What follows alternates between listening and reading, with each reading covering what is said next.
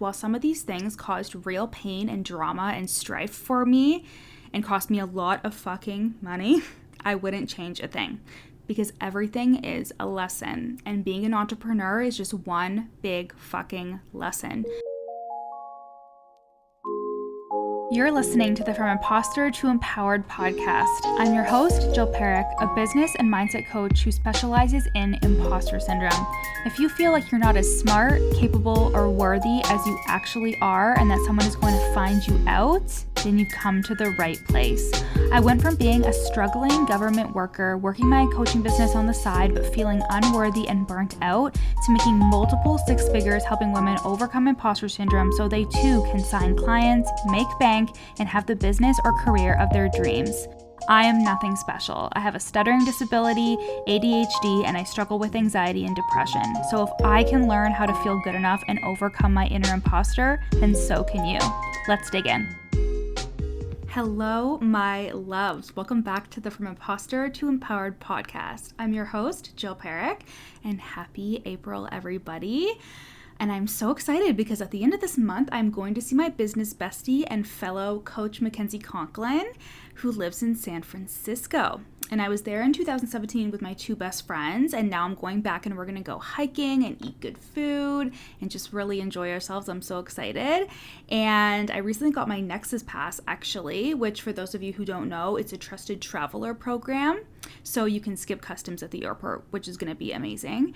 And that means that it'll make my trips to the States so much easier because I actually go there a couple times a year for work stuff. And it was a good year to get it because I'll be going to Miami and I'll be doing San Francisco and whatever other things that I will be doing this year. Meeting business friends and going to business events. And it seems like 2023 is the year of traveling. And it's like I don't even need to save for a wedding, which I do. I really, really do. But yeah, let's get into the episode. I'm really excited for this episode. But first, I want you to head over to the show notes and get on the waitlist for my one-to-one coaching program, Worthy and Wealthy. This is my 6-month one-to-one coaching program to help coaches overcome imposter syndrome and sign 4-figure clients on repeat. My clients are signing clients into their coaching programs, feeling confident about what they charge, they know they can help people, and they're learning how to build a sustainable and simple business. And that includes managing the emotions that come with it as well. Worthy and Wealthy comes with 3 one-to-one coaching sessions a month, one-to-one access to me in Voxer, an entire curriculum of trainings from A to Z on how to clarify your messaging, be effective in your marketing, and how to sign clients. And in 2023, I implemented monthly workshops where I teach and coach all of my one-to-one clients at once in one place. So step into your most worthy and wealthy self this year and become one of my one-to-one clients by applying to Worthy and Wealthy. The link is in my show notes to book a sales call. Now let's get into the episode. And let me just say, talking about my fuck-ups is not something that comes naturally to me. Being vulnerable on the internet is not what comes naturally to me, trust me. But unfortunately for me, I am very magnetic when I talk about my fuck-ups, and it's such a necessity as a coach who specializes in imposter syndrome. Even though it makes the perfectionist in me twitch with anxiety, I need to be an example for my clients and for you guys. I know firsthand that if imposter syndrome is something that you're struggling with, being vulnerable is next to impossible and it feels like you're doing it wrong. And you're also so afraid to divulge anything that would make someone judge you and decide not to work with you. But truthfully, I think the best way to be vulnerable is when something is a scar instead of a wound, meaning that you've done adequate healing and have learned the lesson you need to learn. Otherwise, the vulnerability hangover might eat you alive. And I also think that people confuse complete and utter transparency with vulnerability. Even as a person who shares her life on the internet, I am not obligated to share anything that I don't want to. Some things are personal to me and always will be. When Dustin and I have kids, if we have kids, I won't be sharing them on the internet. So I think it's easy to be vulnerable when you also have decent boundaries around what you share and how you share it. And this is a side note, but whenever I had something that I knew I wanted to share, but I was afraid to, I started with an IG post. When I came out to my audience about having a stuttering disability, I couldn't bear to talk about it on my stories, but I could just post something and be done with it, and that felt so much easier. So also, baby steps with your vulnerability are perfect and great, and if your vulnerability will be useful to your audience, start working towards that. Now let's get into some of my fuck-ups in business, and while at the same time they definitely did feel like fuck-ups, when everything was said and done, I was able to reflect on it, and I actually am so grateful for these lessons that I have learned. And also, we can't go back in time, unfortunately, so it's my choice to see mistakes as a blessing, and you should too.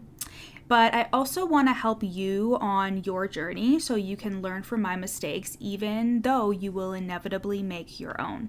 So firstly, the first fuck up, I think, is a fuck up. I invested in courses and bundles before I ever hired a coach.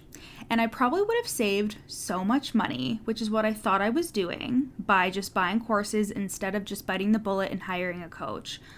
The reason why it was a fuck up, though, was because I had no self-belief or autonomy as a business owner yet.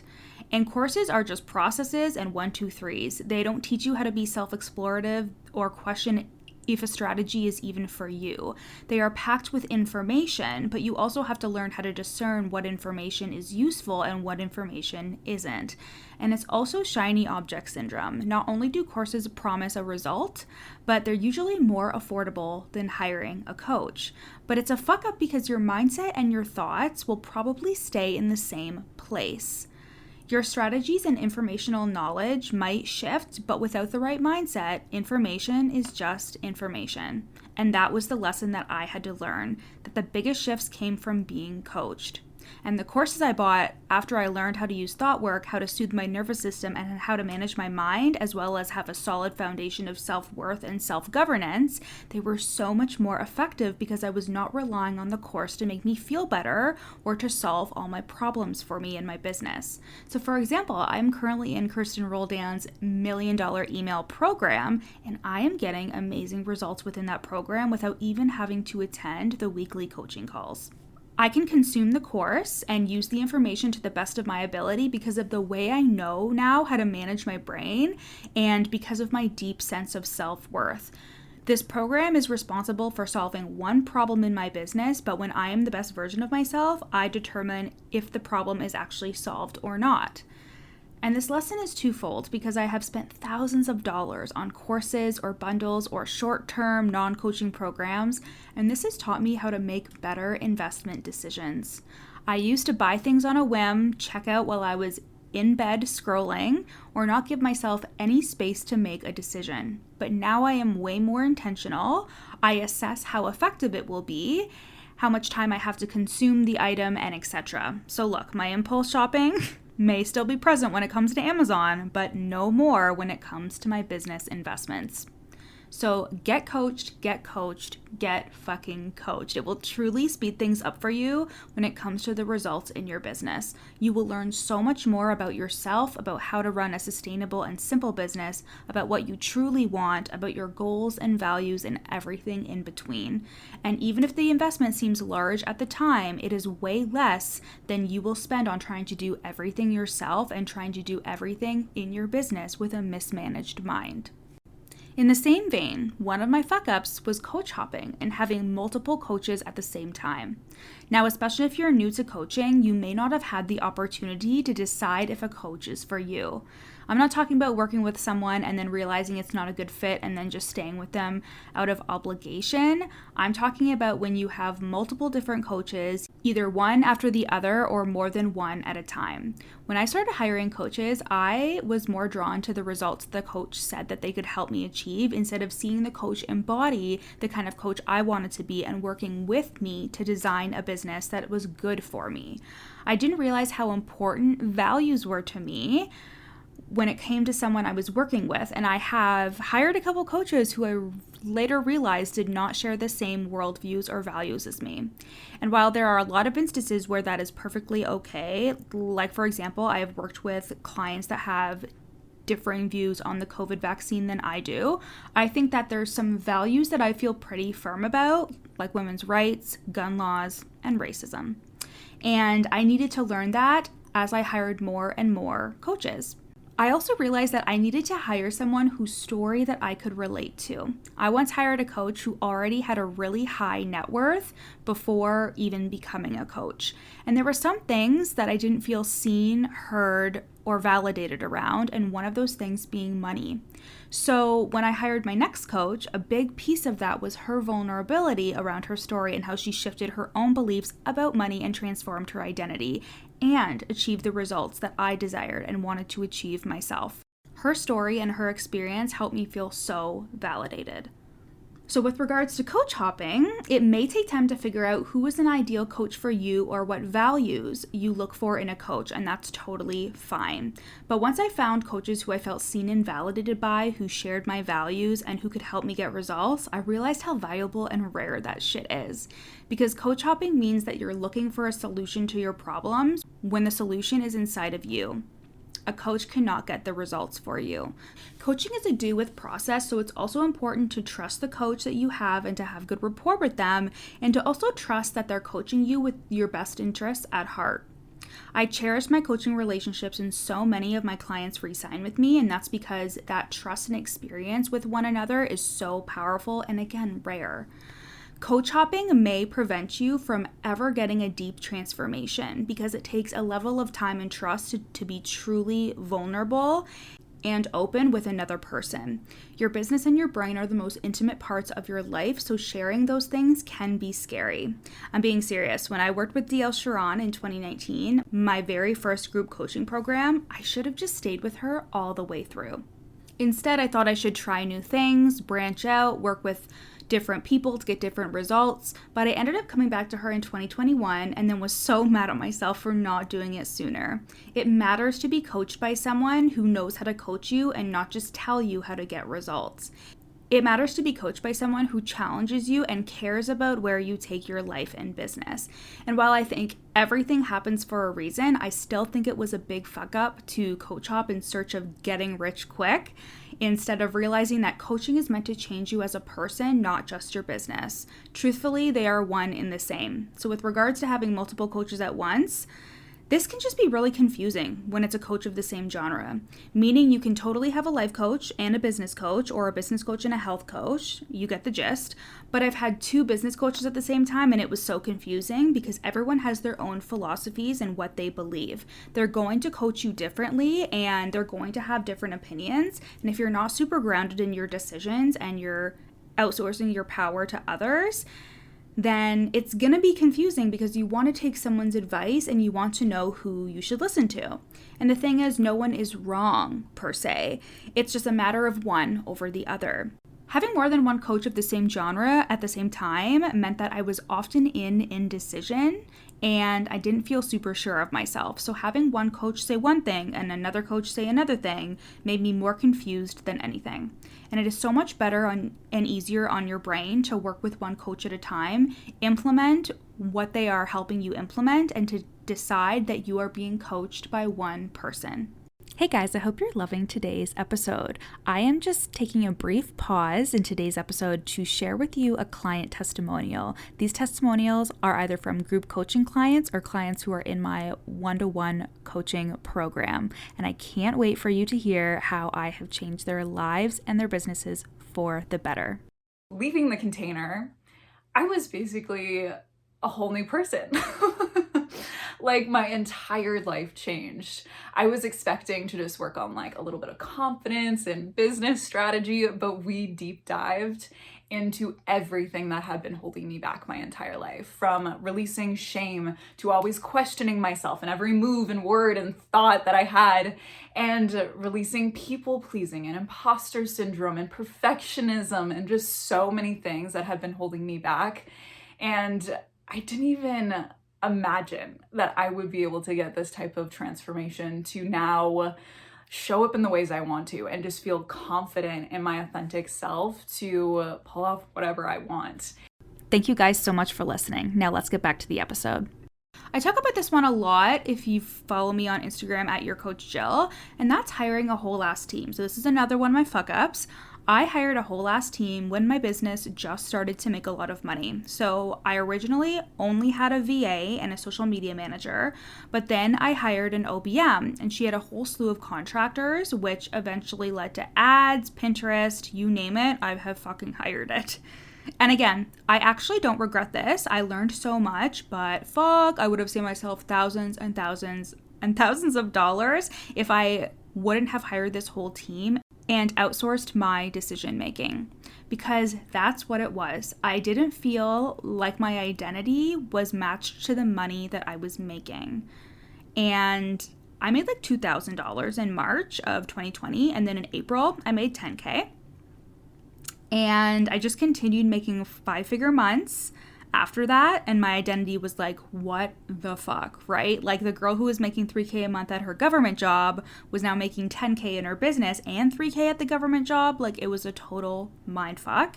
And hiring the team and outsourcing absolutely everything meant that I didn't have to think. I could just grow without my involvement because I didn't feel like I knew what I was doing. I had so much imposter syndrome about growing a thriving business and scaling it. And I outsourced my leadership. I'd be on calls with my OBM and I'd be like, so what should I do? I had no idea how to lead a team or how to actually scale. So when she would suggest we should do this or that, like do ads or hire someone to do Pinterest, etc., I never questioned it. I just threw money at the problem, at the identity problem that I was having. And I didn't feel worthy of the money I was making, and I didn't have the CEO skills to manage money like I do now. So I spent a lot of the money that I was making, and I had a lot of shame about that as well. I rarely questioned things. Like I once had a VA that was charging me $2,000 a month, and she had a contractor who said that they spent 17 hours editing 4 podcasts. 17 out of 20 hours they were apparently spending 17 hours of those 20 hours on editing 4 podcast episodes, right? Like it was insane. So I, of course, questioned the whole thing when it came to using 17 hours, right, of the 20 to work on 4 podcasts. But that was just an example of how I didn't pay attention because leading my team made me feel inferior. Being a boss while also being a people pleaser was difficult because I didn't want my team to be mad at me. And like I said, I outsourced my leadership. I didn't think of myself as a leader, and I made a lot of money and didn't manage my brain around making that much money or what it was doing to my identity. Now I only have a virtual assistant who edits these podcasts, who does 5 hours a month in my business, and it's glorious. My systems are all set up and I can run them easily myself, and my expenses can be deferred to coaching, which is where I want them to go. I'll hire people for short-term projects, but mostly I want a simple business that includes simplicity with my team too. And I never would have learned that if I didn't hire a whole ass team. Also, if I was properly managing my brain, I would have learned, and here we have another fuck up, that I was changing things up way too much. I talk about having a simple business a lot because that's what I believe in and that's what I have. And that's what I truly wanted when I was being coached properly. Before, I just hired coaches and did what they did because I never knew how to figure out what kind of business I truly wanted and desired to have. So I created courses and had all these different groups, got rid of one-to-one coaching, and did all of these things without truly assessing what I wanted out of a business. I also had it in my head that in order to scale, I needed certain offers and needed to launch certain things, when I have scaled so much more easily and efficiently with only one-to-one coaching in the last year and a half more than ever before. I was never just okay with where I was at in my business, meaning I was always mad that I was where I was at, income-wise and business-wise. And this was my most recent fuck up within the last year or so, which is wanting to be bigger, to be more, wondering why I'm not at $1 million yet. And it really halted my progress. I wanted to skip big things like getting really good at coaching and getting my clients amazing results, which I've been cultivating and creating over the past year now.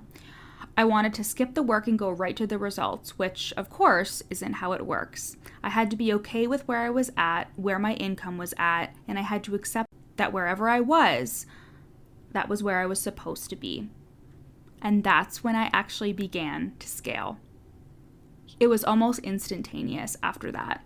As a generator in human design, when I stopped trying to control and contort the outcomes I wanted, when I released attachment to the outcome, that is when shit officially started happening exactly the way that I wanted it to. Of course. Of fucking course.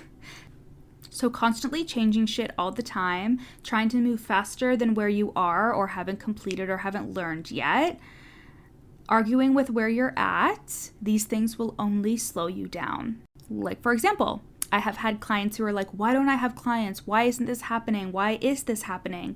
And there's always a reason why. Sometimes it's time, sometimes it's what they're doing, it's sometimes how they're being, but as long as you're working towards getting those clients and becoming the coach who has the clients, they will come.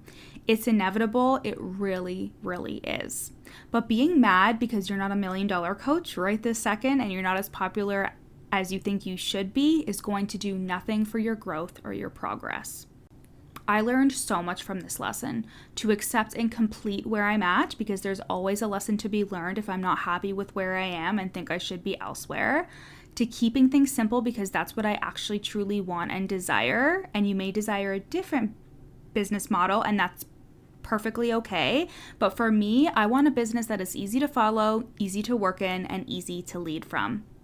I want a business that puts clients first and allows me to live the life I want to live outside of my business. And I stick with what I decide. In the first 30 days of working with me, my one-to-one clients make decisions with their business and their offers and their selling, and we stick to those decisions. Your results are so much faster that way when you're not changing things up constantly out of boredom or insecurity, because so many of y'all think that things need to change externally or with your strategy or your Instagram bio, when really the changes need to be made to your thoughts and to your mindset. At some point, there will be a part 2 to this podcast episode, but the main thing that I want you to take away from this is that while some of these things caused real pain and drama and strife for me and cost me a lot of fucking money, I wouldn't change a thing. Because everything is a lesson, and being an entrepreneur is just one big fucking lesson. You are doing everything for the first time, and that can wreak havoc on your confidence and self-worth, but it's all meant to go exactly how it's supposed to go, and you only fail if you quit. And the thing is, I used to consider mistakes synonymous with failure. I felt like if I made any mistake at all, I fucked everything up. But mistakes are just a part of the game of being an entrepreneur. They are inevitable, and just like a thought, you can make it mean whatever you decide to make it mean. It has given me so much peace to forgive myself for making mistakes and to glean the lesson from every single mistake that I've made. It made me the person, the coach, and the business owner that I am today. It's led me to friends that I wouldn't have had otherwise, clients I wouldn't have had otherwise, and experiences that I wouldn't have had otherwise. And again, while some of these experiences were painful and I learned hard lessons about my worth, about money, etc., the growth that I have had over the past 5 years of being an entrepreneur are like 20 years worth of life experience. I swear. I'm so much more confident in myself because of the mistakes that I've made. And I feel like less of a fraud, so much less of a fraud, because of how I choose to reframe my fuck-ups. And you can decide that for yourself as well. Your business, your life, and your future self deserve a coach that is going to see you through the highs and lows of entrepreneurship, a coach that knows what you're experiencing and can validate you while also holding you accountable, and a coach who cares about your results as much as she cares about her own.